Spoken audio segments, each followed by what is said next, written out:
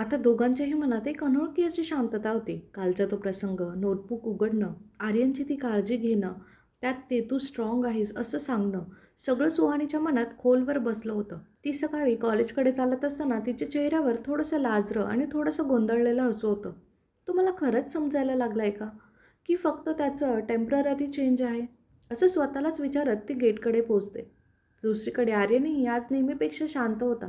त्याच्या मनात सतत एक विचार फिरत होता. मी तिच्यासाठी एवढा का चिंतित होतोय? माझी मनस्थिती अशी का बदलते?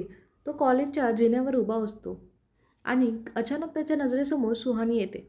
आज ती नेहमीपेक्षा थोडी वेगळी दिसत होती.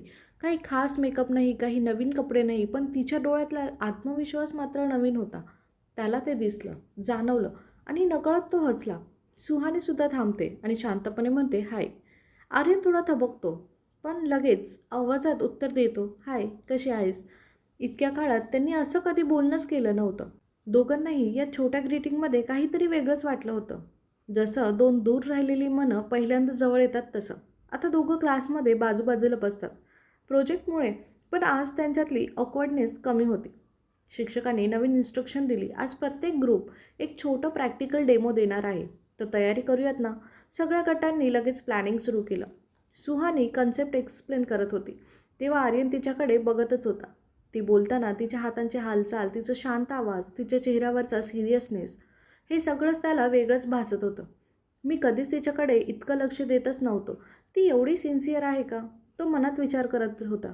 सुहानी त्याची नजर स्वतःवर असल्याचं जाणवते आणि नंतर ती थोडं गोंधळते. काय? माझ्याकडे हा असा का बघतोय?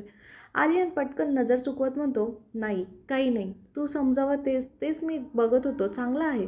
मी फक्त ऐकत होतो. त्या उत्तरातील ऑकवर्डनेस, सॉफ्टनेस दोघांनाही जाणवतो. प्रोजेक्टची तयारी झाली. सगळं प्रॅक्टिकल दाखवण्यासाठी बाहेर पडतात. कॉलेजच्या लॉनमध्ये एक स्टँड लावलेला असतो. त्यांच्या ग्रुपची पाळी येते. सुहानी पुढे उभं राहून सगळं समजावते. आर्यन तिच्या बाजूला उभं राहून तिला सपोर्ट करतो.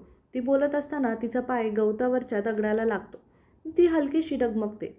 तेव्हा क्षणातच आर्यनचा हात पुढे येतो आणि तो तिचा हात पकडतो. तिला पडण्यापासून वाचवतो.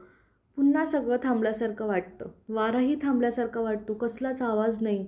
फक्त दोघांचे हात एकमेकात गुंतलेले. दोघांचे डोळे एकमेकात अडकलेले. त्यात स्पर्शात भीती नव्हती, अस्वस्थता नव्हती.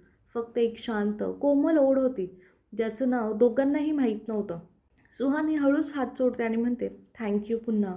आर्यन हसतो. अगदी हलकं. खरं, काही झालं तरी तुला पडू देणार नाही. तो नकळत बोलून जातो. हे वाक्य ऐकून आता सुहानीचं हृदय धडकू लागतं. त्याच्या आवाजला सिन्सिरिटी तिला जाणवतो. डेमोनंतर सगळेच कौतुक करतात. त्यांचा ग्रुप आज सर्वात उत्तम प्रेझेंटेशन देतो. टीचर म्हणतात, गुड टीमवर्क, आणि दोघं नजरेने एकमेकांचे आभार मानतात. असाच दिवस संपतो. कॉलेजच्या गेटपाशी दोघं काही क्षण ऑकवर्ड शांततेत उभे असतात. कोणत्याही कारणाशिवाय. दोघांनाही निघायचं असं मन होत नाही. आर्यन हळू आवाजात विचारतो, उद्या थोडं लवकर येशील का? आपण प्रोजेक्ट फायनलाइज करूया. सुहानी म्हणते, हो येईन ना. Good night. तोही म्हणतो, गुड नाईट सुहानी, आणि ती निघून जाते. आणि त्याच्या मनात पहिल्यांदाच तिचं नाव आवाजासोबत गुंजत राहतं.